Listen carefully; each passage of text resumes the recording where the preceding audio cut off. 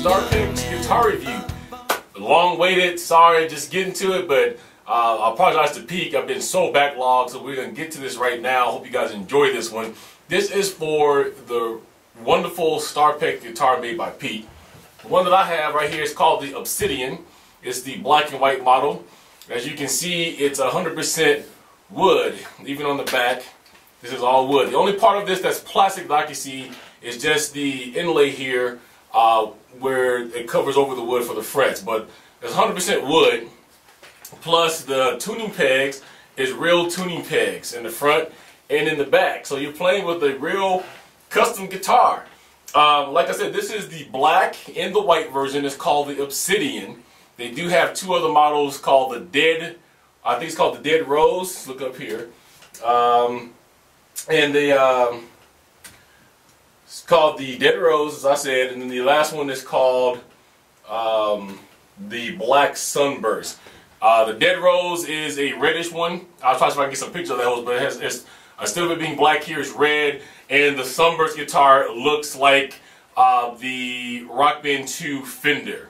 Okay, it's the same colors and things like that. The problem is, folks, is that these things are so popular that they can't keep the Dead Rose and the Black Sunburst in stock. Every time I went looking for the Dead Rose or the Black Sunburst, because I wouldn't mind purchasing one of the two of those, they're never in stock.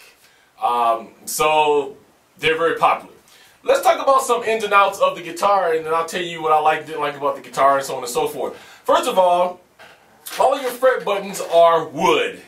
This, to me, is key. They're all wood, they're not plastic. The other thing is they're all full-size keys, whether or not they're the top frets or the bottom frets. These are full-size keys. If you're that kind of person that has an issue with using the fret keys, which is these right down here, or I'm sorry, the solo keys, because they were smaller than the actual fret keys, no more of that. These are 100% full-size keys like these up here, okay? Solid wood constructed keys. You're not going to break them. They're also bigger, which for people like me that has big fingers, you're going to like that, because if you can look right there, that's my finger covering up the whole red fret. So my fingers are pretty big.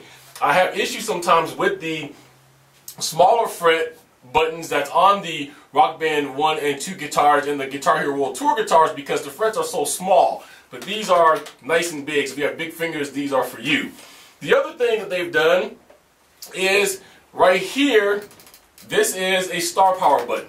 So if you're playing along and you can train yourself to reach over there instead of having to tilt up the guitar, which mine is getting stuck here on wires. Okay, so instead of having to tilt up the guitar, you can just hit this button right here.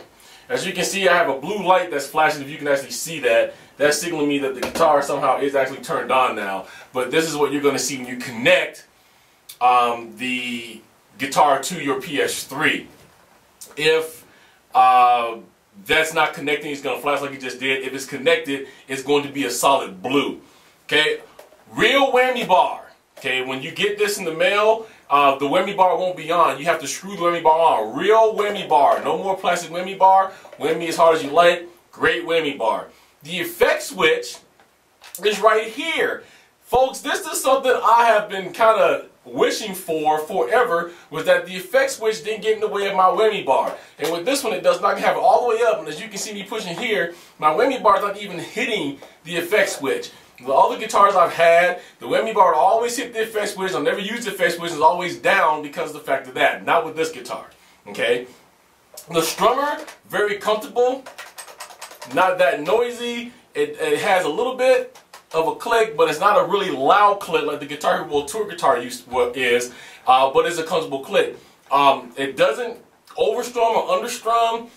It stops kind of before it gets down to the bottom of that, which is something to get used to. But in the long run, that's better. I've never had a misstrum with this guitar. The guitar is awesome. Your start and your select button is right down here at the bottom. So in every way, it's a replica of a guitar. Peak, being one of the great guitar makers, knew what they were doing. But before I get to the cons, this is actually the device that you would get to be able to connect it. You need this, which is the dongle, to connect it to your PS3. It comes apart, and this is how it's going to come to you in two. Now, if you only have a PS2, then this is the only part right here you're going to need. You just plug this in your PS2, and there's a light that's going to be at the end here, turn on the guitar, and it's going to work. But if you have the PS3, you have to use this dock that goes with it and plug the two in, and then this will plug into your USB of your PS3. The home button is not on the guitar. The guitar does not have any directional pad, so you have to come here for the home button, and in your instructions, it will tell you how to use the strummer and the keys to be able to navigate the PSN home screen. This guitar, and I have to say this many times, so it is only for the PS3. Don't go buying this guitar if you have a 360 only and you're looking to connect it. I'm going to repeat it again because I've had this problem in other reviews. This is only a PS3 guitar. If you look at the title of this review, it stated that this was the STARPEXXXX review, PS3 only. It will not work with the 360. So let's get to what I consider to be the cons of this wonderful guitar, and then we'll get into the pricing of it and kind of wrap it up. Well, the first con that I came across, a friend of mine who writes for Rock Gamer, and she is now one of my PMS sisters because she joined the clan. She goes by the name of Saiko Sakura. She's on Twitter and Facebook and all over the place. Look up Saiko Sakura. Her real name is Izzy. She also did a review on this guitar a little while ago, last year. When I talked to her, we kind of had the same thing, that the guitar is awesome, but the biggest con that both of us had was that it didn't have a directional pad on the guitar, and there was no way to get back to the home screen from the guitar. Okay? To me, folks, as good as this guitar is, that's a big plus. Because of the fact that I have to walk, if I'm across the room, I have to walk all the way over to my PS3 now to be able to push the home button, and then I got to remember a sequence of buttons versus the strum bar that I need to use to be able to get me back to whatever screen on the home screen I'm trying to get to in the PSN. So that was con number one. Con number two for me is, as good as this guitar is, I don't think that they seated or use enough torque or whatever with the guitar, with the pegs that holds on your strap, which is these right up here. This one right here actually has broke on me, so I'm going to have to use the back one right here to be able to hold it up. This one just pulled all the way out and is very wobbly.